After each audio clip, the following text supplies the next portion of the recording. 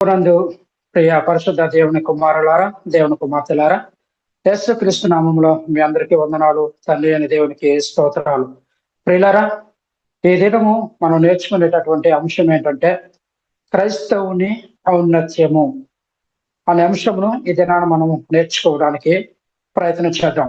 ప్రియులారా, ఒక్కసారి క్రైస్తవుల గురించి మనం పరిశీలన చేసినట్లయితే మొట్టమొదట అంతియొకయలో ఉన్నటువంటి శిష్యులు మరి క్రైస్తవులుగా పిలువబడినట్లుగా లేఖనాలలో మనం చూస్తాం.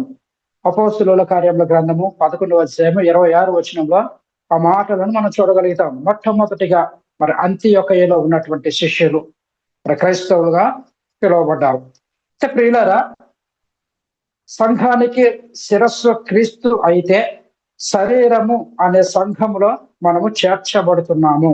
ప్రియులారా, ఎవరైతే పాప క్షమాపణ నిమిత్తము యేసు క్రీస్తు నామములో బాప్తిస్మము పొంది సంఘములో చేర్చబడతారో వారు మరి సంఘానికి శిరస్సు క్రీస్తు అయితే శరీరము అంటే క్రీస్తు శరీరము అనే సంఘములో మనము చేర్చబడుతున్నాం. అయితే క్రీస్తును శిరస్సుగా కలిగినటువంటి మనము ఎలాంటి మహిమను కలిగి ఉన్నాము, ఎలాంటి ఔన్నత్యాన్ని కలిగి ఉన్నాము, ఇది మనము తెలుసుకోవలసినటువంటి అవసరం ఉన్నది. క్రీస్తు సంఘంలో మనం చేర్చబడినప్పుడు, క్రీస్తు శరీరము అనే సంఘంలో చేర్చబడిన ప్రతి క్రైస్తవుడు మరి ఆయన కలిగి ఉన్నటువంటి ఔన్నత్యము, క్రైస్తవుడు కలిగి ఉన్నటువంటి గొప్పతనము లేదా క్రైస్తవుడు కలిగి ఉన్నటువంటి మహిమ, మనం ఎలాంటి స్థితిలో ఉండటానికి క్రీస్తు ప్రభు రక్తంలో కడుగబడి మన సంఘంలో చేర్చబడి ఉన్నామో ఆ విషయాన్ని మనం ఖచ్చితంగా తెలుసుకోవాల్సినటువంటి అవసరం ఉన్నది. ప్రియులారా, అలా తెలుసుకోలేకపోతే మనము క్రైస్తవులముగా ఉండేటటువంటి పరిస్థితి మనకు ఉండదు. మన స్థితి ఏంటి, మన మహిమ ఏంటి, క్రీస్తు రక్తంలో కడుగబడి క్రీస్తు శరీరము అనే సంఘంలో మనం చేర్చబడిన మన యొక్క మహిమ, మన యొక్క ఔన్నత్యము, మన యొక్క గొప్పతనము, దేవుడు మనకి ఎలాంటి మహిమనిచ్చాడు అనే దానిని మనం తెలుసుకోలేకపోతే ఈరోజు మనం క్రైస్తవులముగా మరి ఉండేటటువంటి మరి పరిస్థితి లేనే లేదు. ఎందుకంటే లేఖనం సెలవిస్తున్నది, ఎవరైతే ఈ సత్య వాక్యంను గ్రహించకుండా ఉంటారో, ఎవరైతే మరి క్రీస్తు శిరస్సుగా కలిగినటువంటి సంఘములో ఆయన శరీరము అనేటటువంటి సంఘంలో చేర్చబడుతున్నారో, మనకు అపోస్తులు ప్రవక్తలు వేసిన పునాది మీద ఎవరైతే కట్టబడుతున్నారో వారు ఖచ్చితంగా ఈ విషయాలు తెలుసుకుంటారు. అలా కాని పక్షంలో వారి యొక్క మహిమను గురించి కానీ, వారి యొక్క మరి గొప్పతనం గురించి కానీ, వారి యొక్క ఔన్నత్యం గురించి కానీ వారు తెలుసుకోలేరు.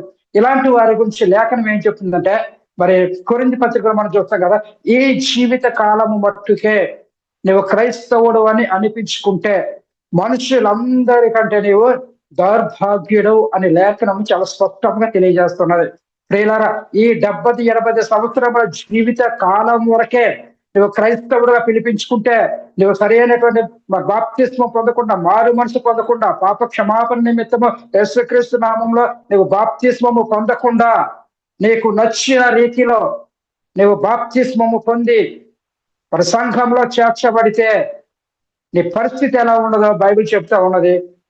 కేవలము ఈ జీవిత కాలము వరకే, అనగా ఈ 70-80 సంవత్సరముల జీవిత కాలము వరకే నువ్వు క్రైస్తవుడుగా పిలిపించుకుంటున్నావు. అటు సంఘంలో కానీ, ఇటు సమాజంలో కానీ, అటు కుటుంబంలో కానీ నువ్వు క్రైస్తవుడుగా పిలిపించుకుంటున్నావు తప్ప నువ్వు దేవుని దృష్టిలో నువ్వు క్రైస్తవుడుగా ఒక విశ్వాసుగా నువ్వు ఉండనేరవు అని చెప్పేసి లేఖనం సెలవిస్తుంది. మనుషులందరికన్నా దౌర్భాగ్యులు ఎవరయ్యా అంటే, ఈరోజు మారు మనసు పొందకుండా, పాప క్షమాపణ నిమిత్తము యేసు క్రీస్తు నామములో బాప్తిస్మము పొందకుండా క్రీస్తు శరీరము అనే సంఘంలో ఎవరైతే చేర్చబడతారో వారు కేవలము ఈ భౌతిక సంబంధమైనటువంటి అవసరతలను తీర్చుకోవడానికి, ఈ భౌతిక సంబంధమైనటువంటి కోరికలను తీర్చుకోవడానికి, ఈ భౌతిక సంబంధమైనటువంటి స్వస్థతను పొందుకోవడానికి ఎవరైతే సంఘంలో చేర్చబడతారో వారట ఈ లోకంలో ఉన్నటువంటి మనుషులందరికంట దౌర్భాగ్యులు అని చెప్పేసి లేఖనం చాలా స్పష్టంగా తెలియజేస్తున్నది. కాబట్టి ప్రియులారా, మనం ఒకసారి పరిశీలన చేసుకుందాం. మనం పరిశీలన చేసుకుంటే మరి దేవుని చిత్తము మనలో నెరవేరాలంటే, దేవుని సంకల్పము మనలో నెరవేరాలంటే మనం ఎలాంటి అవగాహన కలిగి ఉండాలి అనే దానిని మనం పరిశీలన చేయవలసినటువంటి అవసరం అనేది. మనం ఎలాంటి స్థితిలో ఉన్నాం, మన యొక్క అవగాహన ఏంటి, దేవుని చిత్తము మనలో నెరవేరాలంటే, దేవుని సంకల్పము మనలో నెరవేరాలంటే, ఒక క్రైస్తవునిగా నీలో దేవుని సంకల్పం నెరవేరాలంటే నీవెలాంటి అవగాహన కలిగి ఉన్నావు, సత్యవాక్యము పట్ల నీవెలాంటి అవగాహన కలిగి ఉన్నావు, దేవుని పట్ల ఎలాంటి అవగాహన కలిగి ఉన్నాం, కుమారుని పట్ల నువ్వు ఎలాంటి అవగాహన కలిగి ఉన్నాం, పరిశుద్ధాత్ముని పట్ల నువ్వు ఎలాంటి అవగాహన కలిగి ఉన్నావు, సత్యవాక్యంని గురించి నీకున్నటువంటి అవగాహన ఏంటి? ప్రియులారా, ఒకసారి ఆలోచించండి. లేఖనం సెలవిస్తున్నది ఏమనంటే, మరి ఆత్మ సంబంధమైనటువంటి సంగతులను ఆత్మ సంబంధమైన సంగతులతోనే మనం సరిచూడాలి, సరిపోర్చాలి. ఆత్మ సంబంధమైనటువంటి సంగతులను తీసుకొచ్చి ప్రకృతి సంబంధమైనటువంటి సంగతులతో మనం ముడిపెట్టినట్లయితే నీలో దేవుని చిత్తం నెరవేరుతుందా? నీవు తీసుకున్న బాప్తిస్మము సరి అయినదేనా? నువ్వు పాప క్షమాపణ నిమిత్తము నువ్వు యేసుక్రీస్తు నామమును బాప్తిసం పొందావా?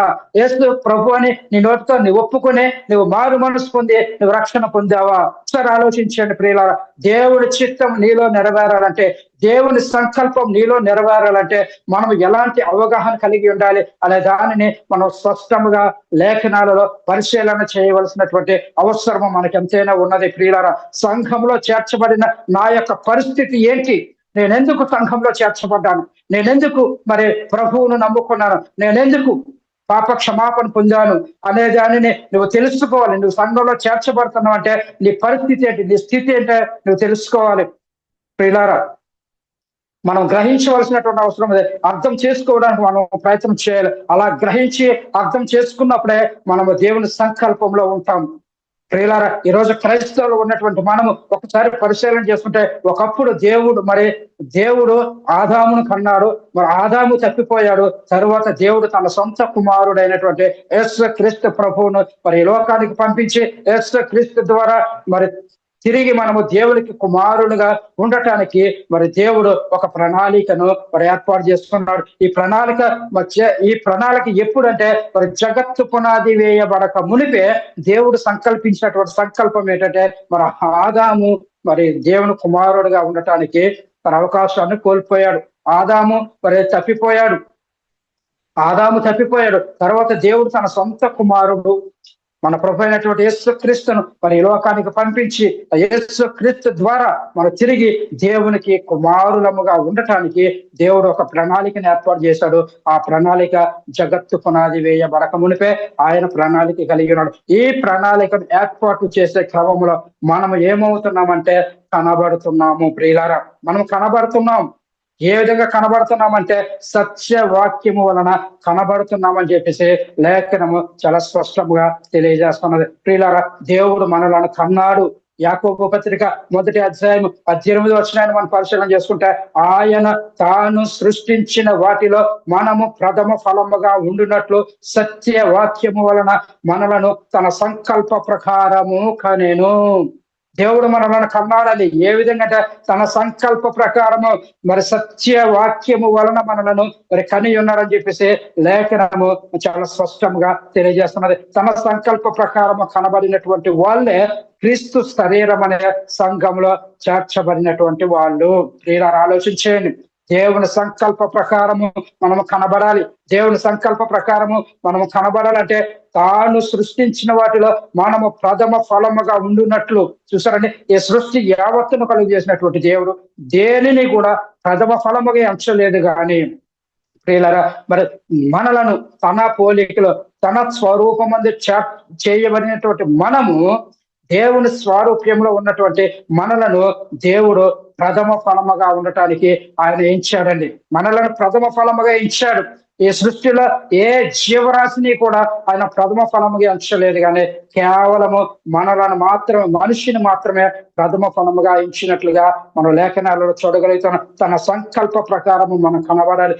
తన సంకల్పం ఏంటంటే సత్యవాక్య ప్రకారము మనము కనబడాలి. ఈ సత్యవాక్యము అపోస్తులలో ప్రవక్తలు వేసినటువంటి పునాది ఏదైతే ఉన్నదో, అనగా మరి క్రీస్తు యేసే ముఖ్యమైన మూలరాయి అయి ఉండగా అపోస్తులు ప్రవక్తలు వేసిన పునాది మీద మనం కట్టబడాలి. ఆ పునాది గురించి మనం తెలుసుకోవాలి. వేయబడినది తప్ప మరి యొక్క పునాది ఎవడును వేయనేరడు. ఈ పునాది క్రీస్తే. క్రీస్తు అను పునాది మీద మనం కట్టబడాలి. తన సంకల్ప ప్రకారము మనం కనబడాలి. అలా కనబడినటువంటి వాళ్ళ, సత్యవాక్యము వలన కనబడినటువంటి వాళ్ళ మరి నేటి కాలంలో మరి క్రీస్తు శరీరము అనే సంఘంలో వారు చేర్చబడినటువంటి వాళ్ళగా ఉన్నారు. మరి సత్యవాక్యము చేత కాక మరి దేని చేత కనబడినా గాని వారు క్రీస్తు శరీరంలో అవయవాలుగా ఉండనేరరు. ప్రియ సహోదరి సహోదరుడా, ఒకసారి ఆలోచించే, నువ్వు సత్యవాక్య ప్రకారము కాక మరి దేని చేత నీవు కనబడినా నువ్వు క్రీస్తు శరీరంలో ఒక అవయవముగా నువ్వు ఉండనేరవు. క్రీస్తు శరీరంలో అవయవాలుగా ఉండనేరవు. ప్రియులారా, మనం చూసుకున్నాం మరి క్రీస్తు మరి శిరస్సుగా కలిగినటువంటి సంఘంలో క్రీస్తు శరీరము అనేటటువంటి మరి సంఘంలో మనం చేర్చబడుతున్నాం. క్రీస్తు శరీరము మరి క్రీస్తు శరీరంలో చేర్చబడినటువంటి మనము ఒక్కొక్కరము కూడా ఒక్కొక్క అవయవముగా ఉన్నాము. సత్యవాక్యము వలన గాక మరి దేని చేత కనబడిన. ప్రియ సహోదరి సహోదరుడా, ఈ రాత్రిగా సమయం ఒకసారి పరిశీలన చేసుకో. నువ్వు దేని చేత కనబడ్డావు? లోకాశలతో కనబడ్డావా? లోక కోరికలు తీర్చుకోవడానికి నువ్వు కనబడ్డావా? ఏ విధంగా నువ్వు కనబడ్డావు? నీకు క్రొత్త జన్మ అనుభవం నీకున్నదా? నీవు సత్యవాక్యం వలన కనబడితేనే నువ్వు క్రీస్తు శరీరంలో ఒక అవయవముగా ఉంటావు. క్రీస్తు శరీరంలో ఉన్నటువంటి ప్రతి అవయవానికి కూడా ఎంతో ప్రాధాన్యత సంతరించుకున్నట్లుగా లేఖనాలలో మనం చూస్తాం. ప్రియులారా, క్రీస్తు శరీరంలో మనం అందరం కూడా అనగా సత్యవాక్యం వలన ఎవరైతే కనబడుతున్నారో, అనగా మరి క్రీస్తు యేసే ముఖ్యమైన మూలరాయి ఉండగా అపోస్తలులు ప్రవక్తలు వేసినటువంటి పునాది మీద ఎవరైతే తమ విశ్వాస జీవితమును కట్టుకుంటున్నారో, ఎవరైతే మరి వేయబడినది తప్ప మరి యొక్క పునాది ఎవడును వేయనేరడు. ఈ పునాది యేసు క్రీస్తే. యేసు క్రీస్తు అన్న పునాది మీద నీవెప్పుడైతే కట్టబడుతున్నావో, దేవుని సంకల్ప ప్రకారము అనాది కాలంలో దేవుడు సంకల్పించినటువంటి సంకల్ప ప్రకారము ఆదాము తప్పిపోయినప్పుడు మరి ఆదామును ఆ దేవుడు తన కుమారుడైనటువంటి యేసు క్రీస్తుని ఈ లోకానికి పంపించి యేసు క్రీస్తు ద్వారా మరి దేవునికి దూరస్తులుగా ఉన్నటువంటి మనము దేవునికి సమీపస్తులుగా చేయటానికి తన కుమారుడు మన ప్రభువైన యేసు క్రీస్తుని లోకానికి పంపించాడు. ప్రియులారా, యేసు క్రీస్తు ద్వారా మనం దేవుని సంకల్పంలో ఉన్నాం. దేవుని సంకల్పంలో ఉన్నటువంటి వారే క్రీస్తు సంఘంలో క్రీస్తు శరీరంలో అవయవాలుగా ఉండగలుగుతారు. దేవుని సంకల్పంలో లేనటువంటి వారు క్రీస్తు శరీరంలో అవయవాలుగా ఉండనేరరు. మరి ఎక్కడ ఉంటారంటే అపవాది సంబంధులుగా ఉంటారు. వారు అపవాది యొక్క కుమారులుగా, అపవాది యొక్క సంతానముగా వారు మారిపోతారు. ప్రియులారా, సరే ఆలోచించేది. దేవుడు తన సంకల్ప ప్రకారం కనబడినటువంటి వాళ్ళే క్రీస్తు శరీరం అనే సంఘంలో చేర్చబడినటువంటి వాళ్ళు. నువ్వెక్కడ చేర్చబడ్డావు? ఏ సంఘంలో చేర్చబడ్డావు? అనగా మరి క్రీస్తు శరీరము అనే సంఘంలో నువ్వు చేర్చబడ్డావా? మరి క్రీస్తునకు వెలుపల నీవు ఉన్నావా? వెలుపల అనేకమైన సంఘాలు ఉన్నాయండి. క్రీస్తు శరీరము కాక సత్యవాక్యం వలన కనబడిన వారు కాకుండా ఇతరత్ర రీతిలుగా కనబడ్డారు. ఏ విధంగా కనబడ్డారో మనందరికీ తెలుసు. ప్రియులారా, చాలా మంది మరి ఏ విధంగా కనబడతారంటే, ఇదిగో మరి వివాహము వచ్చింది, ఆ వయసు వచ్చింది, వివాహం చేయాలంటే ప్రియులారా వెంటనే బాప్తిసం తీసుకోమని ఆ పాస్టర్ గారు చెప్తారు. లేకపోతే వివాహం చేయని అంటారు. అంటే వెంటనే వివాహం కొరకు బాప్తిసం తీసుకుంటారు. అది మారు మనసుతో కూడిన బాప్తిస్వమ్మ, పాప క్షమాపణ నిమిత్తము యేసుక్రీస్తు నామములో తీసుకున్నటువంటి బాప్తిస్వమ్మ. నీవు యేసు ప్రభువుని నీ నోటితో నీ ఒప్పుకొని క్రీస్తు మృతులలోంచి తిరిగి లేచాడు, నన్ను తిరిగి లేపుతాడు అనేటటువంటి దృఢ నిశ్చయముతో తీసుకున్నటువంటి బాప్తిస్వమ్మ అంటే కాదు. మరి ఎలా తీసుకున్నారంటే, కేవలము ఆ వివాహము జరగాలంటే, ఆ వివాహం జరగాలంటే బాప్తిసం తీసుకోవాలి. ఎవరో చెప్తారు పిల్లలు పుట్టాలంటే బాప్తిసం తీసుకోవాలి. నీకు ఉన్న శరీర సంబంధమైనటువంటి అరుగ్మతలు ఏవైతే ఉన్నాయో అవి పోవాలంటే నువ్వు బాప్తిసం తీసుకుంటారు. వెంటనే వాళ్ళు వచ్చి బాప్తిసం తీసుకుంటారు. అక్కడ యేసుక్రీస్తు ఎవరో తెలియదు, తండ్రి అయిన దేవుడు ఎవరో తెలియదు, పరిశుద్ధాత్ముడు ఎవరో తెలియదు, సత్యవాక్యం అంటే ఏంటో తెలియదు. ఏమీ తెలియకుండా వచ్చి ఆ నీళ్ళలో మునిగేసి వాళ్ళు సంఘంలో చేర్చబడతారు. ప్రియులారా, మరి అలాంటి వారు మరి క్రీస్తు శరీరంలో ఒక అవయవముగా ఉండగలుగుతారా? సత్యవాక్యం గురించి మరి వాళ్ళు ఏమైనా అవగాహన కలిగి ఉన్నారా? మరి సత్యవాక్యం గురించినటువంటి అవగాహన లేకపోతే, మరి దేవుని ప్రణాళిక ఏంటో నీకు అర్థం కాకపోతే, మరి నీవు మరి దేవుని శరీరంలో క్రీస్తు ప్రభు యొక్క శరీరంలో నీవు ఒక అవయవముగా ఎట్లా ఉండగలుగుతావు? ప్రియులారా, ఒకసారి ఆలోచించండి. సత్యవాక్యం చేత గాక మరి దేని చేత కనబడిన. ప్రియులారా, వారు క్రీస్తు శరీరంలో అవయవాలుగా ఉండనేరు అని చెప్పేసి మరి లేఖనం చాలా స్పష్టంగా తెలియజేస్తున్నాయి. ప్రియులారా, ఒక్కసారి మనం ఈ సువార్త యొక్క విశిష్టత మనం పరిశీలన చేసుకుంటే ప్రియులారా, మరి సువార్త ఎలాంటిదంటే సిలువను గూర్చినటువంటి వార్త. నశించుచున్న వారికి వెర్రితనం గానే, రక్షింపబడుతున్నటువంటి మనకు అది దేవుని శక్తి అయి ఉన్నదని చెప్పేసి లేఖనం చాలా స్పష్టంగా తెలియజేస్తున్నది. ప్రియులారా, సువార్త ఎంతటి మరి విలువ కలిగినదంటే, ఎంత మరి శక్తి కలిగినదంటే, మరి సువార్త సిలువను గూర్చినటువంటి వార్త. సిలువను గూర్చినటువంటి వార్త నశించుచున్న వారికి వెర్రితనముగా ఉంటుంది. ప్రియులారా, వాక్యం అర్థం కాకపోతే, నీవు సత్య వాక్యం వలన కనబడకపోతే, సువార్త అనగా లేఖనముల ప్రకారం క్రీస్తు మన పాపముల నిమిత్తము మృతి పొందెను, లేఖనముల ప్రకారం తిరిగి 3వ దినాన లేపబడెను. యేసుక్రీస్తు శిలువ మరణ సమాధి పునరుద్ధానముల గురించి తెలియజేయటమే సువార్త. ఈ సువార్త గాక మరొక సువార్తను మీకు ప్రకటించిన, ఎవరు ప్రకటించిన, పరలోకంలో ఉండే ఒక దూత వచ్చి ప్రకటించినా గాని మీరు శాపగ్రస్తులు అని చెప్పేసి లేఖనం సెలవిస్తున్న ప్రియులారా. ఈ యొక్క సువార్త గాక, అపోస్తులులు ప్రకటించినటువంటి సువార్త గాక, మరి ఏ సువార్త ప్రకటించినా, ఏ వాక్యం చేత నీవు కనబడినా, ఎలాంటి కల్పన కథలు విని నీవు రక్షణ పొందిన, అపవాది యొక్క మాయోపాయముల చేత మరి అపవాది తనకు అనుకూలమైనటువంటి బోధకులను సిద్ధపరచుకొని సత్యవాక్యమును మరుగుపరచి అసత్య వాక్యమును ప్రకటించినప్పుడు, అసత్య వాక్యమునకు నీవు లోబడి ఆ వాక్య ప్రకారంగా నువ్వు బాప్తిజం పొంది శరీరము చేర్చబడితే రోగాలు పోతాయని, పిల్లలు కలుగుతారని, అప్పులు పోతాయని, కోర్టుకు వాయిదాలు పోతాయని, ఇలాంటి ఆలోచనలతో, లోక సంబంధమైనటువంటి ఆలోచనలతో నువ్వు కనబడితే నువ్వు క్రీస్తు శరీరంలో ఒక అవయవముగా ఉండనేరవు. దేవుడు మనలను కన్నాడు. ఏ విధంగా కన్నాడంటే సత్యవాక్యము వలన దేవుడు మనలను కన్నాడు. సత్యవాక్యము చేత కనబడినటువంటి వారు దేవుని సంకల్పంలో ఉన్నటువంటి వాళ్ళు. సత్యవాక్యము ద్వారా కనబడినటువంటి వారు దేవుని సంకల్పంలో లేనటువంటి వాళ్ళే. ప్రియులారా, ఆలోచించేయండి. ఈ వార్త మరి సిలువను గూర్చినటువంటి వార్త నశించుతున్న వారికి అది వెర్రితనము. నశించే వారికి వెర్రితనంగా ఉంటుంది. వారికి తెలియదు, వారి సంఘంలో చేర్చబడ్డామంటారు కానీ వారికి తెలియదు.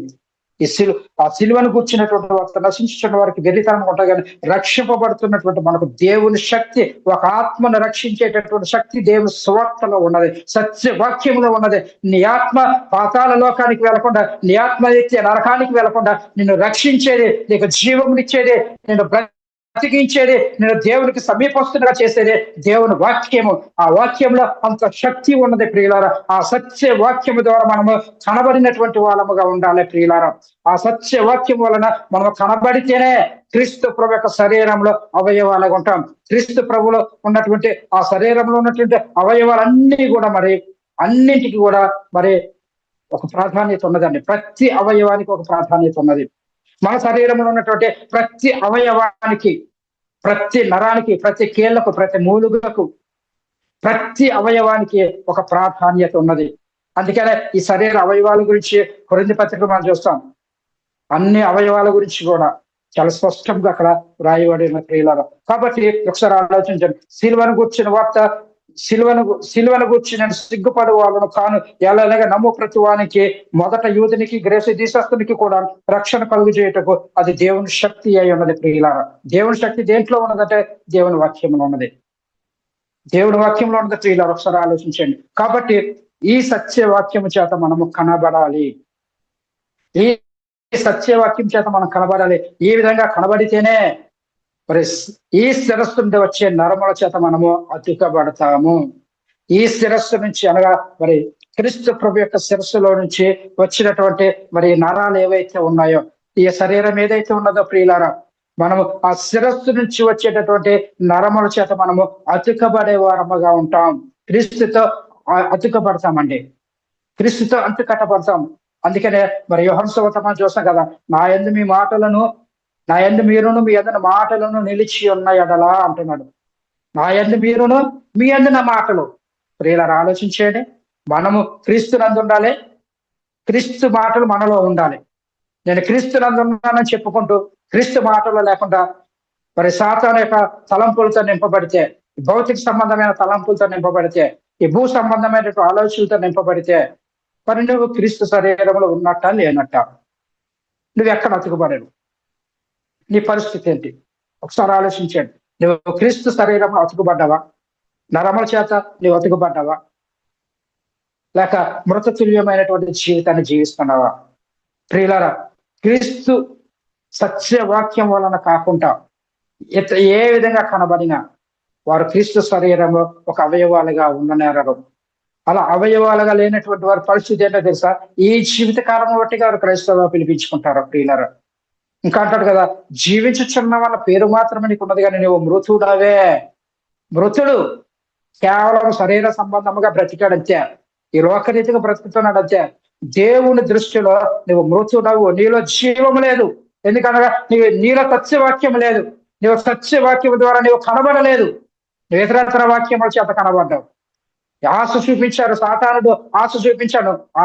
మరి అవ్వమ్మ గారికి సాతానుడు ఆ పండునే ఆశ చూపించినట్లుగా సాతానుడు మరి ఆశ చూపిస్తున్నాడు. తనకు అనుకూలమైనటువంటి బోధకుల ద్వారా మనుషులకు ఆశను చూపిస్తా ఉన్నాడు. ఆశకు లోబడిపోయి, అందుకనే దేవుని వాక్యం సెలవుస్తుంది, శరీరాస్త జీవపు నామము ఇవి దేవుని వలన కలిగినవి కాదు, ఇవి భూ సంబంధమైనవే. ఒక దినం రాబోతుంది, ఇవన్నీ కూడా నశించిపోతాయి. ఒక దినం రాబోతున్న ప్రియులారా, ఇవన్నీ కూడా నశించిపోతున్నాయి. సాతానుడు చేసే పని అదే. వాడు నేత్రాస కలిగిస్తాడు, శరీరాస, జీవపు డంబాన్ని కలిగిస్తాడు. కలిగించి మరి దేవునిలో నుంచి మనలను బయటికి లాగుతూ ఉంటాడు. దేవునికి దేవునికి విరోధముగా మనలను జీవింపజేస్తా ఉంటాడు. ప్రియులారా, ఒకసారి ఆలోచించేయండి. ఈ సత్యవాక్యం చేత మనము కనబడాలి. ప్రియులారా, సత్యవాక్య ప్రకారమైనటువంటి బాప్తిస్మము తీసుకోకుండా మరి సంఘంలో చేర్చబడిన వారి యొక్క పరిస్థితి ఏంటంటే, జీవించుచున్నావన్న పేరు మాత్రమే కొన్నది, కానీ నీవు మృతుడవే. ప్రియులారా, ఆలోచించండి. సత్యవాక్య ప్రకారముగా బాప్తిస్మము తీసుకోకుండా అనగా మరి యేసు క్రీస్తు నామములో నువ్వు బాప్తిస్మం తీసుకోవాలి. పాప క్షమాపణ నిమిత్తము ప్రతివాడును యేసు క్రీస్తు నామంలో బాప్తిస్మం పొంది సంఘంలో చేర్చబడాలనగా క్రీస్తు శరీరంలో ఒక అవయవముగా నువ్వు చేర్చబడాలి. అలా చేర్చబడినప్పుడు మాత్రమే నరముల చేత నీవు అతికబడతావు. నువ్వు క్రీస్తు శరీరంలో క్రీస్తు సంఘం అనే శరీరంలో నీవు ఒక అవయవముగా ఉండగలుగుతావు. దేవుడు నిన్ను ఒక అవయవముగా చూస్తాడు. ప్రియులారా, సత్యవాక్య ప్రకారమైన బాప్తిస్మం తీసుకోకుండా సంఘంలో చేర్చబడిన ఒక పరిస్థితి ఏంటంటే, జీవించుచున్నావన్న పేరు మాత్రమే ఉన్నది. ఈ జీవిత కాలం ఒకటి క్రైస్తవుడు పిలిపించుకుంటాడు, కేవలము జీవిస్తున్నాడు అంతే. జీవించుచున్నాడు. ఈ జీవితం ఏంటంటే ఈ శరీర సంబంధమైన జీవితమే తప్ప ఆత్మ సంబంధమైనటువంటి జీవితంలో నువ్వు మృతుడుగా ఉన్నావు. ఈ విధమైనటువంటి జీవితం, ఈ మృతులుగా జీవించేటటువంటి జీవితము నీవు కలిగి నీవు మరణించినట్లయితే నువ్వెక్కడికి వెళ్తావంటే నిత్య నరకాగ్నికి వెళ్ళిపోతావు. నిత్యాగ్ని గుండంలో నీవు పడవేయబడతావు. ప్రియులారా, సరే ఆలోచించాడు. ఈ సత్యవాక్యమును బట్టి అపోస్తలులు ప్రవక్తలు వేసిన పునాది ఏదైతే ఉన్నదో, అనగా యేసు క్రీస్తు నామంలో బాప్తిస్మము పొందుడి అని చెప్పబడినటువంటి దాని ప్రకారము కాకుండా మన ఇష్ట ప్రకారము మనం బాప్తిస్మం తీసుకుంటే అది సత్యమైనది కాదు. ఈరోజు బాప్తిస్మాలు ఏ విధంగా తీసుకుంటున్నారంటే, వాళ్ళకి నచ్చిన ప్రకారం, వాళ్ళ ఇష్ట ప్రకారంగా తీసుకుంటున్నారు. వాళ్ళ ఇష్టం ఏంటంటే, మా అత్తగారు తీసుకున్నారు నేను తీసుకోవాలి, మా తమ్ముడు తీసుకున్నాడు నేను తీసుకోవాలి, లేదంటే జాన్యువరి 1 వచ్చింది తీసుకోవాలి, లేదంటే ఏసు వచ్చింది తీసుకోవాలి. ప్రియులారా, ఆలోచించే, ఇది నీ ఇష్ట ప్రకారమైనటువంటి బాప్తిస్మం. మారు మనసు లేకుండా, పశ్చాత్తాప జీవితం లేకుండా, క్రీస్తు ప్రభువును నీ నోటితో నీ ఒప్పుకోకుండా, యేసు క్రీస్తు ప్రభు మృతుల నుంచి తిరిగి లేచాడు, నన్ను లేపుతాడు అనేటటువంటి మరి దృఢ నిశ్చయత నీకు లేకుండా, నీ ఇష్ట ప్రకారమైనటువంటి నీ బాప్తిస్మం పొంది వివాహం కొరకు, రోగాల కొరకు, లేదా ఎడ్యుకేషన్ కొరకు, దేని కొరకు నువ్వు బాప్తిస్మం పొందితే, ప్రియులారా, ఆ బాప్తిస్మం సత్యమైనది కాదు. అపోస్తలులు ప్రకటించినట్లుగా, అపోస్తలులు బాప్తిస్మం ఇచ్చినట్లుగా పాప క్షమాపణ నిమిత్తము ప్రతి వాడును యేసు క్రీస్తు నామంలో బాప్తిస్మం పొందాలి. యేసు క్రీస్తు నామంలో బాప్తిస్మం పొందితేనే నువ్వు సంఘంలో చేర్చబడతావు, క్రీస్తు శరీరంలో చేర్చబడతావు. ప్రియులారా, అందుకనే లేఖనం ఏం చెప్తుందంటే ఒకసారి చూద్దాం. మరి పేతురు రాసినటువంటి మొదటి పత్రిక మొదటి అధ్యాయం 21-22 వచనాలు మనం పరిశీలన చేస్తే, మీరు క్షయ బీజం నుండి కాక శాశ్వతముకు జీవం గల దేవుని వాక్యమూలముగా అక్షయ బీజం నుండి పుట్టింపబడిన వారు కనుక నిష్కపటమైన సహోదర ప్రేమ కలుగునట్లు అనే లేఖనము చాలా స్పష్టంగా తెలియజేస్తున్న ప్రియుల.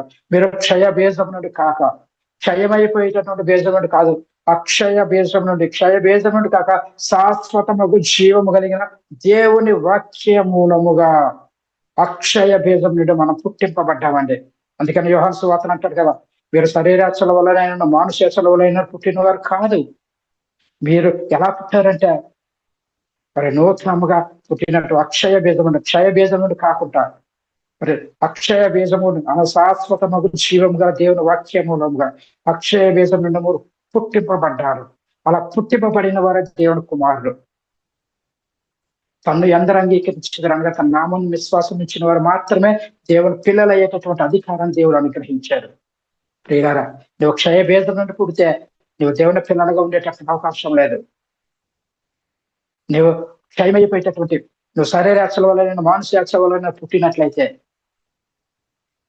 ప్రియులారా ఒకసారి ఆలోచించాలి. నువ్వు మార్పు చెందాలి. ఒకరు క్రొత్తగా జన్మ, అక్కడ చూస్తాం కదా మరి నికోదేము యేసుక్రీస్తు ప్రభుత్వం మాట్లాడుతున్నాం, ఆ ఇద్దరి మధ్య సంభాషణ మనం ఒకసారి పరిశీలన చేసుకుంటే, ఒకరు నీటి మూలంగాను ఆత్మ మూలంగాను జన్మించాలంటాడు. ఒకరు క్రొత్తగా జన్మిస్తే తప్ప ఒకరు దేవుని రాజ్యంలో ప్రవేశించలేదంటే, నికోదేము ఏ విధంగా ఆలోచించాడని శరీర సంబంధము ఈ లోకరీతిగా ఆలోచించాడు. ముసలివారైనటువంటి వాడు మరల తల్లి గర్భంలోకి ప్రవేశించే మరల నూతనముగా ఏ విధంగా పడతాడు, కొత్తగా ఏ విధంగా జన్మించగలడు అని ఆలోచించాడు. ఈరోజు మరి క్రైస్తవుడు అనబడినటువంటి వారు, మేము క్రైస్తవులము అని పిలువబడుతున్నటువంటి వారు ప్రియులారా ఒకసారి ఆలోచించండి, ఏ స్థితిలో ఉన్నారు? నికోదేములాగా ఉన్నారు. వాక్యం అర్థం కాలేదు. యేసుక్రీస్తు ప్రభు ఆత్మ సంబంధంగా చెప్తే వీళ్ళు శరీర సంబంధముగా ఆలోచిస్తారు. బోధించే బోధకులు ఆత్మ సంబంధమైనటువంటి విషయాలను తీసుకొచ్చి శరీర సంబంధముగా, ప్రకృతి సంబంధముగా వారికి బోధిస్తూ ఉంటారు. ఎందుకంటే వాళ్ళకు అనుకూలంగా వాళ్ళు దేవుని వాక్యాన్ని వాళ్ళు మలుచుకుంటున్నారు. ప్రియులారా, మరి ఎలాంటి వాక్యాన్ని విన్నాం? ఉన్నట్టుగా సత్య వాక్యం విని నువ్వు మార్పు చెందావా? లేకపోతే కల్పన కథలను విని, సత్యవాక్యమును వక్రీకరించి బోధించే బోధన విని నువ్వు మార్పు చెంది సంఘంలో చేర్చబడ్డావా? ఒకసారి ఆలోచించండి ప్రియ. నీ జన్మ ఎలాంటిది? క్షయ బీజం నుండి పుట్టావా? మరి శాశ్వతముగు జీవం గల దేవుని వాక్య మూలంగా అనగా అక్షయ బీజం నుండి నువ్వు పుట్టావా? ఎలాంటి స్థితిలో నువ్వు ఉన్న ఒకసారి ఆలోచించండి ప్రియులారా.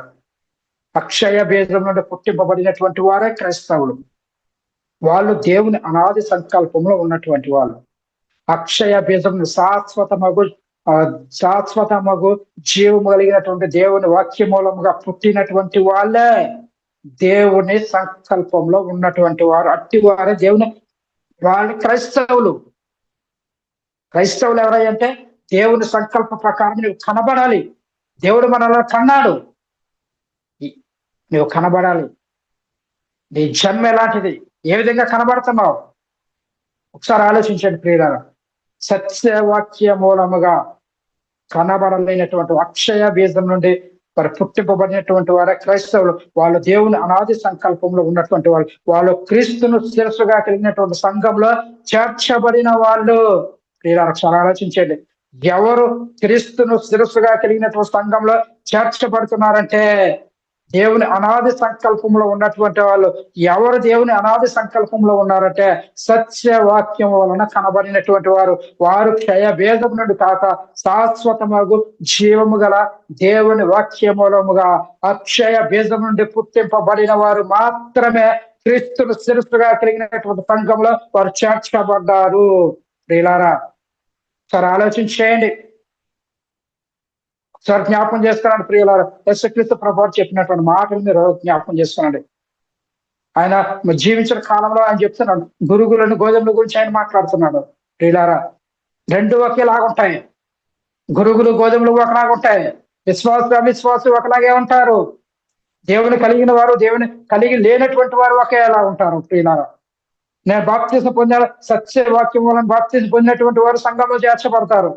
మరి సత్యవాక్యము చేత కాకుండా ఇతరతర వాక్యముల ద్వారా కల్పన కథలు విని రక్షింపబడిన వాడు సంఘంలో చేర్చబడుతున్నారు. ప్రియులారా సరే ఆలోచించేయండి.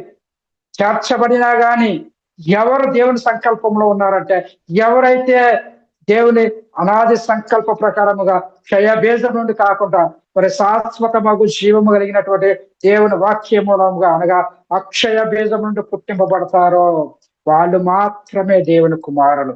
ఆ గురుగులు గోధుమ గురించి ఏం చెప్పారు? కొంతకాలం వచ్చే వరకు రెండింటిని కలిసి ఎదగనీయమన్నారు. ఎదిగిన తర్వాత ముందుగా గురుగులను తీసి కట్ల కట్టి అగ్నిలు వేయమన్నారు. ప్రియులారా, ఒకసారి ఆలోచించేది ఈ పరిస్థితి ఎట్లా ఉండదు.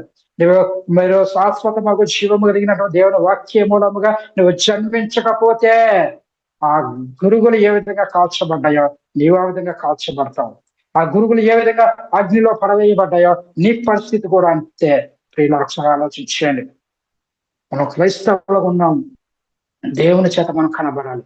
సత్యవాక్య మూలము మనం కనబడాలి. ప్రియులారా, ఇంకా మనం చూద్దాం. ప్రియులారా, ఈ సత్యవాక్య మూలముగా కనబడినటువంటి వాళ్ళు ఇంకా మనం పరిశీలన చేసుకుంటే అక్షయ బీజం నుండి పుట్టింపబడిన వాళ్ళు ఎవరు అని మనం ఒకసారి పరిశీలన చేసుకుంటే దేవుని కుమారులై ఉన్నారు. ప్రియులారా, దేవుడు మనల్ని కన్నాడు. ఏ విధంగా కన్నాడు? సత్యవాక్య మూలంగా కన్నాడు. మరి కన్న అతను ఉన్నాడు, కనబడిన వాళ్ళు ఉన్నారు. మరి ఆయన మనల్ని దేవుడు మనల్ని సత్యవాక్య మూలంగా మనల్ని కంటే కనబడినటువంటి మనము, ఈ అక్షయ బీజం నుండి పుట్టింపబడినటువంటి మనము ఎవరమంటే దేవుని కుమారులై ఉన్నారు. మనము దేవుని కుమారులము. ప్రియులారా, రోమపత్రిక 8:14 మనం పరిశీలన చేసుకుంటే దేవుని ఆత్మచేత ఎందరూ నడిపింపబడుదురో వారందరూ దేవుని కుమారులై ఉందురు. ప్రియులారా, ఎంత చక్కగా వ్రాయబడిందని. దేవుని కుమారులంటే దేవుని యొక్క ఆత్మ నియమమును అనుసరించి నడుచుకుంటున్నటువంటి మనము ఎవరమంటే దేవుని కుమారులము. ఎవరు దేవుని కుమారులు అని మనం పరిశీలన చేసుకుంటే ఎవరైతే దేవుని ఆత్మ యొక్క నియమమును అనుసరించి నడుచుకుంటారో, దేవుని యొక్క ఆత్మ నియమమును మనం అనుసరించి నడిచే వారముగా ఉండాలి. ప్రియులారా, అలా నడవకపోతే, ఆత్మ నియమమును అనుసరించి నడుచుకోకపోతే వారి గురించి బైబిల్ ఏం చెప్తుందో ఒకసారి మనం పరిశీలన చేసుకుందామా? మత్తయి సువార్తలు మనం చూస్తాం.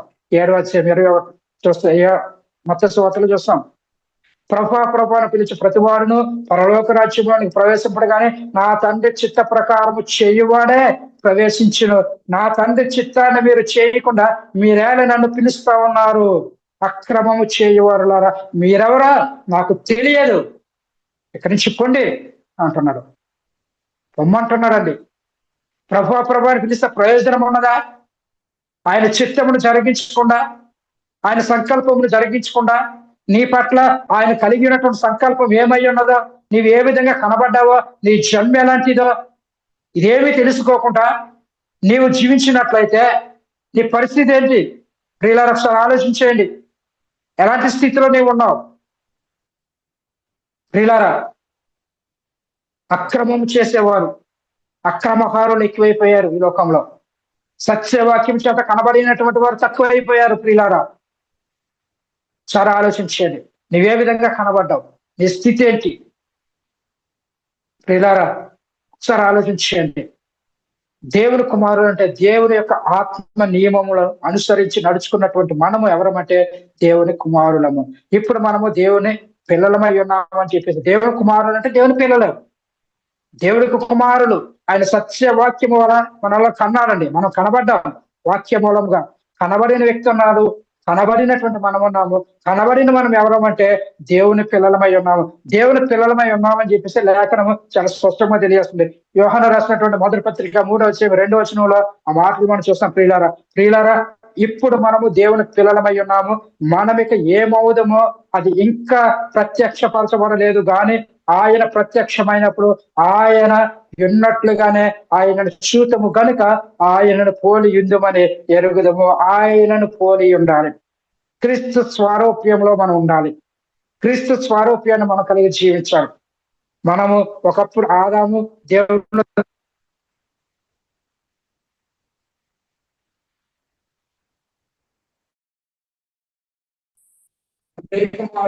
మన ప్రభు యేసుక్రీస్తు ద్వారా మరలా మనల్ని సమీపస్తులుగా చేశాడు ప్రియులారా. సమీపస్తులుగా చేసి ఆయన సంకల్ప ప్రకారం మనల్ని క్రీస్తు ద్వారా దేవునికి సమీపస్తులుగా చేసుకున్నాడు. ఆయన సత్యవాక్యం ద్వారా మనల్ని కన్నాడు, మనం కనబడ్డాము. కనబడినటువంటి మనము దేవుని పిల్లలమై ఉన్నాము. ఆయనను పోలి మనము ఉన్నామని గుర్తెరగాలని లేఖనం చాలా స్పష్టంగా తెలియజేస్తున్న ప్రియులారా. ఆయనను పోలి ఉండడం అంటే సమరూపము గలవానిగా మార్చబడటము అనగా క్రీస్తు స్వరూప్యం అనగా మరి దేవుని పోలి ఉండడం అంటే సమరూపము గలవానిగా మార్చబడి ఉన్నాము. ఆయనతో సమానమైనటువంటి స్థితిలోనికి ఆ క్రీస్తు కలిగినటువంటి మహిమను దేవుడు మనకిచ్చాడు. క్రైస్తవునిగా క్రీస్తు రక్తంలో కలిగి సంఘంలో చేర్చబడిన వారికి దేవుడిచ్చేటటువంటి ఔన్నత్యము, దేవుడిచ్చే మహిమ ఎలాంటిదంటే దేవునికితో సమానమైనటువంటి ఆ స్థితి అండి. ప్రియులు ఒకసారి ఆలోచించండి, మనం ఎలాంటి స్థితిలో ఉన్నాం. ఆయనను పోలి ఉండడం అంటే సమరూపం గలవానిగా మార్చబడి ఉన్నాము. కాబట్టి ఇప్పుడు మనం ఎవరు అంటే దేవుని కుమారులమై ఉన్నాం. ఈ భూమి మీద ప్రియులారా మనం ఆలోచన చేస్తే మరి రెండు రకాలైనటువంటి మరి జనాంగాలు ఉన్నారు. రెండో రకాలైనటువంటి రెండు గ్రూపులు ఈ లోకంలో ఉన్నట్టుగా మనం చూస్తాం. మొదటగా అపవాది సంబంధులు. ప్రియులారా యోహాను సువార్త 8:44 మనం పరిశీలన చేసుకుంటే, మీరు మీ తండ్రి దురాశలను నెరవేర్చగోరుచున్నారు. ఆది నుండి వాడు నరహంతకుడు అయ్యుండి సత్యమందు నిలిచిన వాడు కాడు.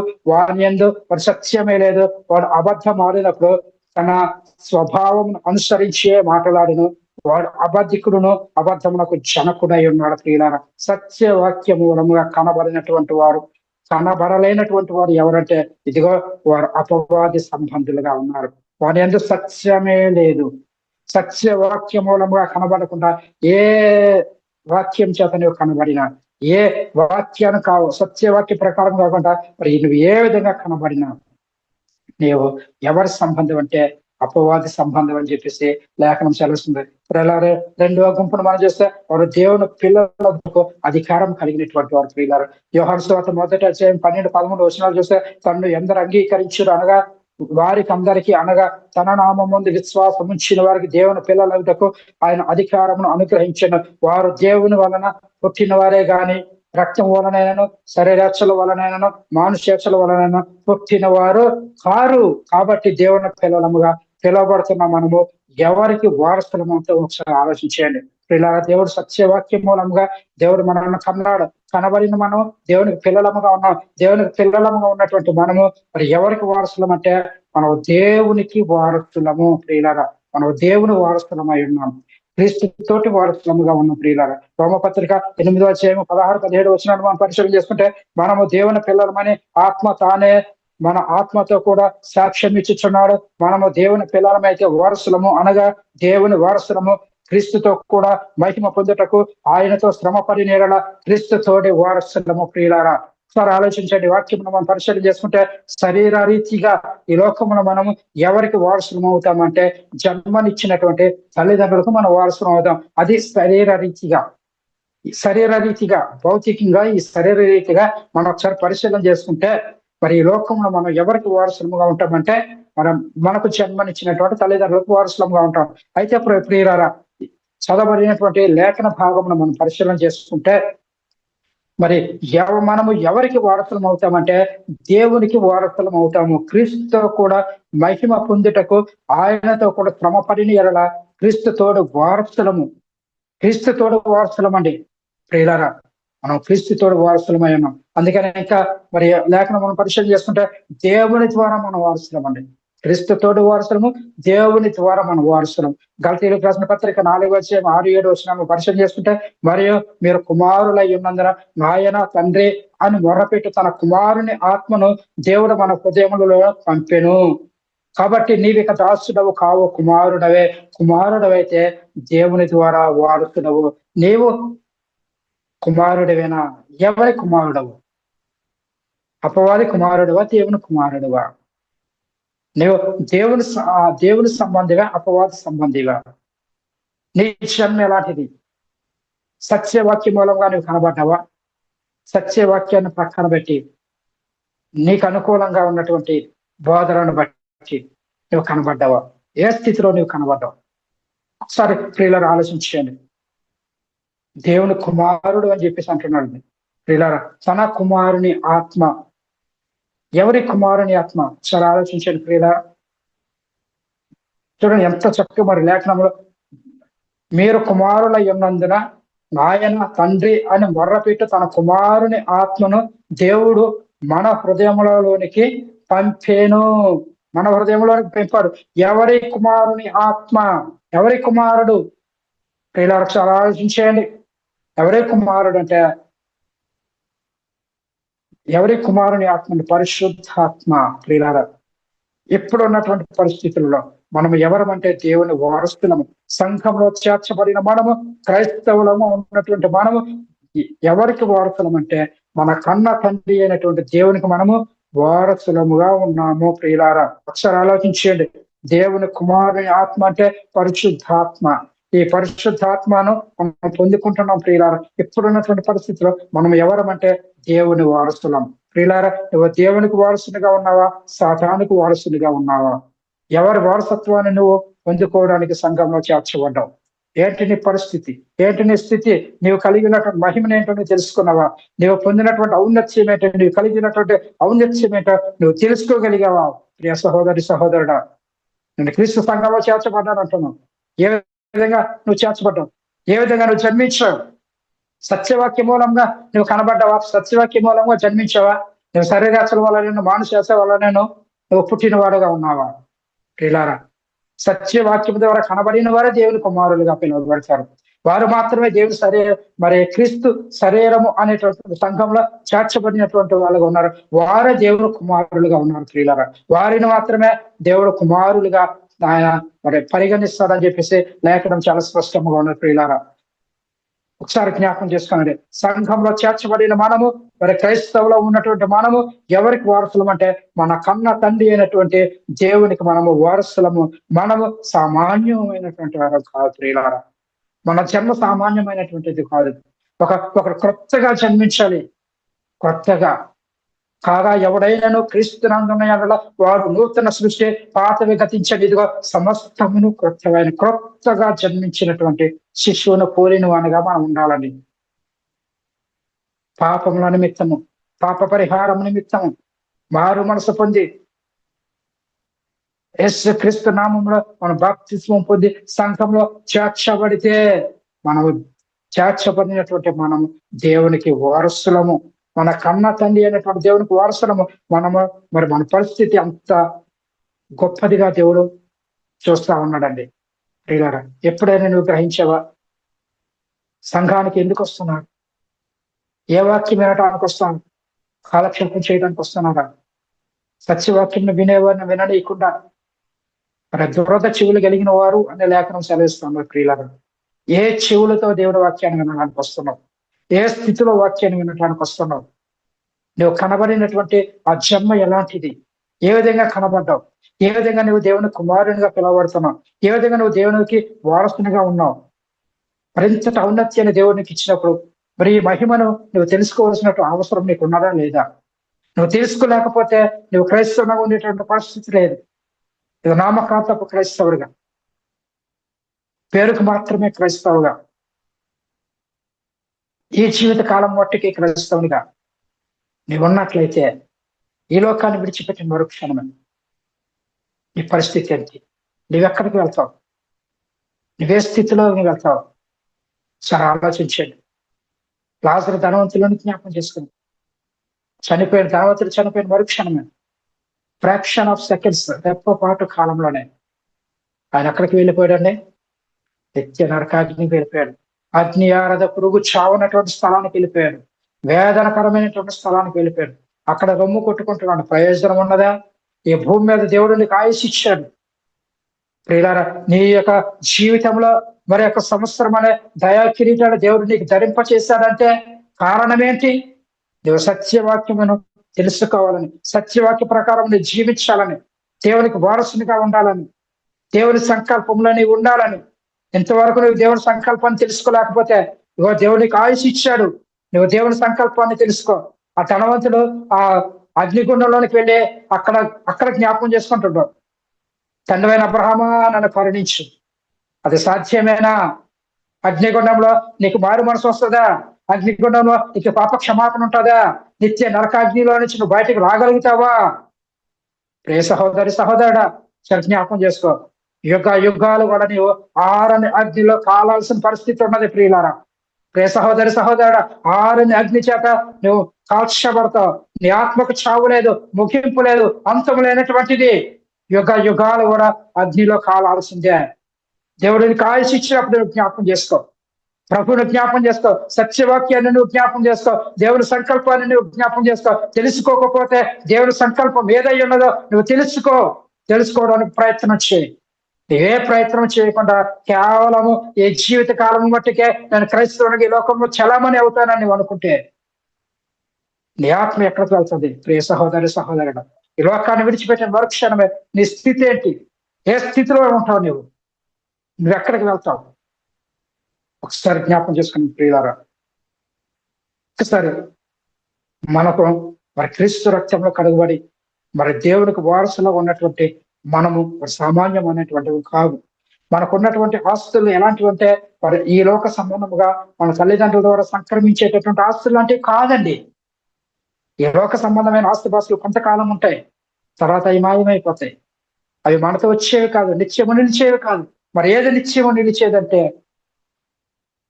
దేవుడు యేసుక్రీస్తు ద్వారా మనకు అనుగ్రహించినటువంటి ఆ మహిమ ఎలాంటిదంటే అక్షయమైనది. ఆ మహిమ ఎలాంటిదంటే అక్షయమైనది. చూడండి, పేతురు రాసిన మొదటి పత్రిక 1వ అధ్యాయం 4వ వచనం మనం చూస్తే, మరి అక్షయమైనది, నిర్మలమైనది, వాడభారనది అయినటువంటి స్వాస్థ్యాన్ని దేవుడు మనకి ఇస్తాడని. తల్లిదండ్రుల ద్వారా సంక్రమించేటటువంటి స్వాస్థ్యము అది కొంతకాలం ఉండే, కొంతకాలంలో మాయమైపోయేటటువంటిది. అది శాశ్వతమైనది కాదు. కానీ దేవుడు మనకిచ్చే స్వాస్థ్యము అది శాశ్వతమైనటువంటిది, అది క్షయము కానిటువంటిది, అది నిర్మలమైనటువంటిది, వాడభారనది. ప్రియులారా, ఆలోచించేయండి. అలాంటి స్వాస్థ్యాన్ని దేవుడికి ఇస్తానంటున్నా. నువ్వు దేవుడికి వారసుడుగా ఉంటే దేవుడు కలిగి ఉన్నటువంటి ఆ సమస్తమైనటువంటి ఆస్తికి నువ్వు కర్తగా ఉంటావు. ఆయనకు వారసుడు అంటే క్రీస్తు కలిగి ఉన్నటువంటి సమస్తమైన వాటికి కూడా దేవుడు నీకు అధికారాన్ని ఇస్తాడు. ఆ దేవుడు కలిగి ఉన్న సమస్త ఆస్తి కూడా, ఆ స్వాస్థ్యం ఏదైతే ఉన్నదో, దేవుడు కలిగినటువంటి స్వాస్థ్యం ఏదైతే ఉన్నదో ఆ స్వాస్థ్యానికి దేవుడు నేను వారసునిగా చేస్తానంటున్నాడు. ప్రియ సహోదరి సహోదరుడు, సార్ ఆలోచించేయండి.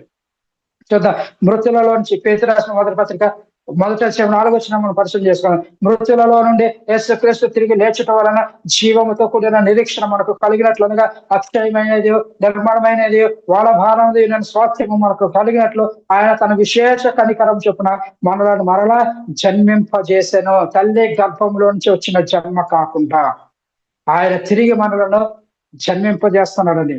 ఏ విధంగా అంటే యేసు క్రీస్తును ఎందుకు నమ్ముకుంటున్నారో తెలియని పరిస్థితులు ఈరోజు చాలా మంది ఉన్నారు. ఈరోజు క్రైస్తవులుగా చాలా మంది అవుతున్నారు, క్రైస్తవులుగా పిలువబడుతున్నారు. కానీ ప్రియులారా, వారు ఎందుకు క్రీస్తును నమ్ముకున్నారు? వారు ఎందుకు క్రీస్తును వెంబడిస్తున్నారు?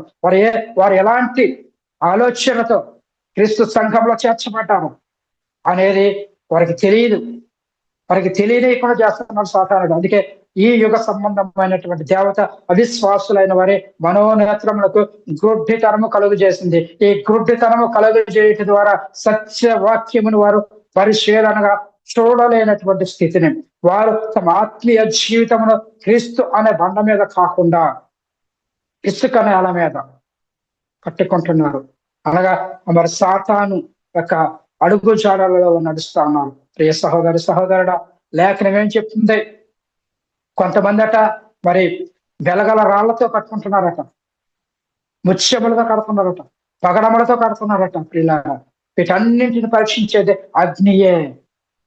ప్రియ సహోదరి సహోదరుడు, జాగ్రత్త. దేవుని వాక్యము అగ్ని వంటిది కాదా అంటున్నాడు. దేవుని వాక్యము సుత్తి వంటిది కాదా? దేవుని వాక్యము పాల వంటిది కాదా? దేవుని వాక్యము నిర్మలమైనదని లేఖనాలు సెలవిస్తున్న ప్రియ సహోదరి సహోదరుడా. సుత్తి వంటి దేవుని వాక్యము, అగ్ని వంటి దేవుని వాక్యము, నీ ఆత్మీయ జీవితాన్ని పరీక్షించేది దేవుని వాక్యమే. సత్య వాక్యమే నీ ఆత్మీయ స్థితిని పరీక్షిస్తుంది. ప్రియ సహోదరి సహోదరుడా, ఒకసారి జ్ఞాపకం చేసుకో. సత్య వాక్యం చేత కనబడినటువంటి నీవు నిలుస్తావు. సత్య వాక్యం చేత కనబడకపోతే గడ్డి కాళ్ళతోనూ కొయ్యతోనూ మరి కట్టబడితే కాల్చబడతావు. జాగ్రత్త, కాల్చబడతావు. నీ స్థితి ఎలా ఉన్నది? ప్రియులారా, యేసుక్రీస్తుని ఎందుకు నమ్ముకుంటున్నారో కూడా తెలియదు. తెలియనటువంటి భ్రష్టత్వం సాతానుడు మనల్ని నడిపిస్తున్నాడని. సాతానుడు ఎలా నడిపిస్తున్నాడంటే యేసుక్రీస్తు ఎవరో తెలుసుకోకూడదు, తండ్రి అయిన దేవుడు ఎవరో తెలుసుకోకూడదు, పరిశుద్ధాత్ముడు ఎవరో తెలుసుకోకూడదు. భ్రష్టత్వంలోనికి, భ్రష్టులుగా, దేవునికి కానటువంటి వాళ్ళుగా, భ్రష్టులుగా సాతానుడు తయారు చేస్తా ఉన్నాడు ప్రియులారా. ఈ రోజు మరి క్రీస్తును శిరస్సుగా కలిగిన సంఘంలో చేర్చబడిన క్రైస్తవుడు కలిగినటువంటి మహిమ, అధికారం ఎలాంటిదో గ్రహించవలసినటువంటి వారుగా మనం ఉంటూ ఉన్నారు ప్రియులారా. మనం ఉన్నాం. ఈరోజు క్రైస్తవులు ఉన్నటువంటి మనము కలిగినటువంటి మహిమ ఏంటి, అధికారం ఏంటి, అది మనం గ్రహించలేనటువంటి వారుగా వారు చేస్తా ఉన్నాడు సాతానుడు. దేవుడేమో గ్రహించాలంటున్నాడు. నువ్వు కలిగిన మహిమ ఏంటో నువ్వు తెలుసుకోవాలి. దేవుడు నిన్ను కన్నాడు, సత్యవాక్యం ద్వారా నువ్వు కనబడ్డావు. కనబడి నీవు దేవుని కుమారునిగా ఉన్నావు. దేవుని కుమారుడిగా ఉన్నటువంటి నీవు దేవుని వారసుడుగా ఉన్నావు, దేవుని స్వాస్థ్యానికి వారసునిగా ఉన్నావు. మరి ఇంతటి ఔన్నత్యాన్ని కలిగినటువంటి నీవు మరి నీవు ఏ విధంగా కనబడ్డావు? ఈరోజు క్రైస్తవుడు మరి క్రీస్తును శిరస్సుగా కలిగినటువంటి సంఘంలో చేర్చబడిన క్రైస్తవుడు కలిగిన మహిమను, అధికారం ఎలాంటిదో గ్రహించలేనటువంటి స్థితిలోనికి సాతానుడు నడిపించేశాడని. ఎందుకంటే అవిశ్వాసులు, మనోనేత్రములు తెరవబడలేదు, హృదయం తెరవబడలేదు, హృదయం బండబారిపోయింది. వాక్యమును వింటున్నారు కానీ విన్న వాక్యమును గ్రహించలేనటువంటి స్థితిలోనికి ఉంటూ ఉన్నారు ప్రియులారా. సరే ఆలోచించండి. కేవలము భూ సంబంధమైన వాటి యందు లేక ప్రకృతి సంబంధమైన వాటి యందు, క్షయమైపోయేటటువంటి వాటి యందే లక్ష్యం ఉంచి యేసు దగ్గరకు వచ్చేటటువంటి పరిస్థితిని సాతానుడు ఈరోజు కలిగిస్తా ఉన్నాడు సమాజంలో. ఈ క్రైస్తవ సమాజంలో సాతానుడు ఎలాంటి స్థితిని కలుగజేశాడు అంటే కేవలము భూ సంబంధమైన వాటి యందే లేక ప్రకృతి సంబంధమైన వాటి యందు, క్షయమయ్యపోయేటటువంటి వాటి యందే మనము లక్ష్యం ఉంచి యేసు దగ్గరకు వచ్చేటటువంటి పరిస్థితిని సాతానుడు మరి మనలో కలిగిస్తా ఉన్నాడు. ప్రియ సహోదరుడు, జ్ఞాపకం చేసుకోండి భూ సంబంధమైనటువంటి వాటిని. మరి ఈరోజు ఎలాంటి వాక్యాన్ని వింటున్నారు? ఈరోజు మరి క్రైస్తవులకు మరి బోధకులుగా ఉన్నటువంటి వారు ఏ వాక్యాన్ని బోధిస్తున్నారు? నాడు ఇశ్రాయేలుకి ఇచ్చినటువంటి ఆశీర్వాదాలు దేవుడు నీకు ఇస్తారని చెప్పేసి బోధిస్తున్నారు. ఆ మాటలని విని నువ్వు ఉప్పొంగిపోతూ ఉన్నావు ప్రియ సహోదరుడు. ఇశ్రాయేలులకు కేవలం భూ సంబంధమైనవి ఇచ్చాడు, ఆత్మ సంబంధమైనటువంటి ఆశీర్వాదాలు ఇవ్వలేదు దేవుడు. క్రైస్తవులకు మాత్రమే ఆత్మ సంబంధమైన ఆశీర్వాదం దేవుడు ఇచ్చారు. ప్రియ సహోదరుడు, ఈ బోధించే బోధకులు కూడా కేవలం భూ సంబంధమైన వాటిని. ఆ మాటలు విని ఈరోజు క్రైస్తవులుగా ఉన్నటువంటి వారు, క్రైస్తవులుగా పిలువబడుతున్నటువంటి వారు, నామకార్థపు క్రైస్తవులుగా ఉన్నటువంటి వారు, మరి క్రీస్తును శిరస్సుగా కలిగినటువంటి సంఘంలో చేర్చబడలేనటువంటి వారు, క్రీస్తు శరీరంలో ఒక అవయవముగా ఉండలేనటువంటి వారి పరిస్థితి ఎలా ఉన్నదంటే కేవలము భూ సంబంధమైన వాటి యందే లక్ష్యం ఉంచి శరీర సంబంధమైన కోరికలు తీర్చుకోవడానికి వారు కేవలం క్రీస్తు దగ్గరకు వస్తున్నారు. ప్రియ సహోదరుడు, నువ్వు ఎలాంటి ఆలోచనతో వచ్చావు? నువ్వు అలాంటి ఆలోచనలతో నువ్వు క్రీస్తు దగ్గరకు వచ్చినట్లయితే నువ్వు దేవుని కుమారుడు కాదు, నువ్వు దేవుని సత్యవాక్యం వల్ల నువ్వు కనబడిన వాడు కాదు, నువ్వు దేవుని కుమారుడు కాదు, దేవుని స్వాస్థ్యానికి నువ్వు వారసుడుగా అంతకన్నా కాదు. ప్రియ సహోదరుడు జ్ఞాపకం చేసుకున్నాం. మనం ఎలాంటి స్థితిలో ఉన్నాం? మన స్థితి ఏంటి? మనం ఏ విధంగా కనబడ్డాం? సత్యవాక్యం మూలంగా కనబడ్డామా? సత్యవాక్యం ద్వారా కాకుండా ఇతర ఈ లోక సంబంధమైనటువంటి ఆశల ద్వారా కనబడ్డామా? భూ సంబంధమైన వాటి యందు లక్ష్యం వచ్చి కనబడ్డామా? శరీర అవసరాలు తీర్చుకోవడానికే క్రీస్తు దగ్గరకు మనం వచ్చామా? సంఘంలో చేర్చబడ్డామా? చాలా ఆలోచించి నువ్వు శరీర కోరికలు తీర్చుకోవడానికి ఈ భూ సంబంధమైన ఆలోచన ద్వారా నువ్వు సంఘంలో చేర్చబడితే కేవలము నీకున్నటువంటి 70-80 సంవత్సరాల ఆయుష్ వరకు మాత్రమే నువ్వు క్రైస్తవులుగా పిలువబడుతావు ఈ లోకంలో. కానీ దేవుని దృష్టిలో నువ్వు మృతుడుగా ఉన్నావు. జీవించుచున్నావు అన్న పేరు మాత్రమే నీకు ఉన్నదిగా నువ్వు మృతుడవే. నువ్వు మృతుడవు, నువ్వు చనిపోయిన స్థితిలో ఉన్నావు. నువ్వు చనిపోయావు దేవుని దృష్టిలో. నీలో జీవం లేదు. దేవుడు తన కుమారుడిగా నిన్ను పరిగణించడం లేదు. దేవుడు తన కుమారుడిగా నిన్ను చూడటం లేదు. నువ్వు సత్యవాక్యం మూలంగా కనబడిన వాడవు కావు. నువ్వు దేవుడు క్రీస్తుతో వారసుడు కాదు, నువ్వు దేవుని వారసుడు అంతకన్నా కాదు. మరి ఎవరికి వారసుడు అంటే సాతానుడికి. సాతాను వారసుడివి. ప్రియులారా, దుష్టుడైనటువంటి సాతానుకు సంబంధిగా, సాతాను సంబంధిగానే ఉంటావే తప్ప నువ్వు దేవుడి సంబంధంగా ఎట్టి పరిస్థితిలో ఉండలేవు. నీ మహిమ ఏంటో నువ్వు చేసుకోలేకపోతే